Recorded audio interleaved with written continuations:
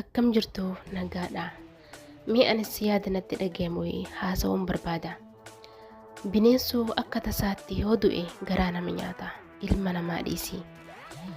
Du'insi mucoo tanaa hedduu garaa na nyaate. Hedduu nama rare. Mucoo tana kana dura argees hin beeku, viidiyoos illee dhaggeeffadhee hin beeku.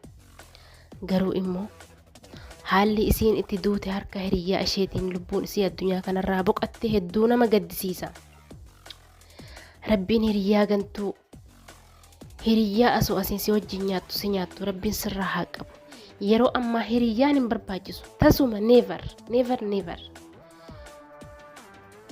Mucoon tuni umriin isii waggaa 23. Umrii waggaa 23 kana keessatti waan baay'ee hojjette.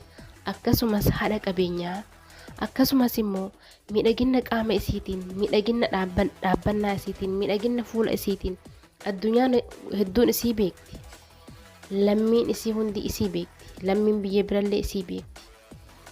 Harka hiriyyaa isheetiin gaafa akka tasaatti asoo isiin hin beekin hadiyyaa isiidhaaf fiduudhaaf jecha lubbuu isii asoo isiin hin beekin, asoo isiin hin iyyatin gaafa lubbuu isii isiin dabarsitu addunyaa kanarraa isii wareegdu hedduu nama gaddisiisa.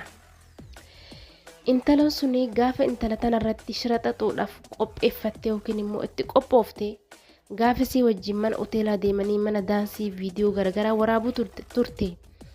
Istaayilii garagaraa gochuu turte. Ijaanis taqqasoo turte, nyaaranis taqqasoo turte, afaaninis taqqasoo turte, harkaanis gara lafaatti gad hojjechuu turte. Asaa isii yeroo kana irratti shira xaxuu jirte jechuudha. Garuu immoo mucoon tun baay'ee miskiinaa ofirratti hin beekne gocha kana hundaa'uu jechuudha. Biyyeen itti haa salphattu. Yeroo ammaa hiriyyaan hin barbaachisu akkuma isiniin jedhe. Hiriyyaa dhiisii yeroo ammaa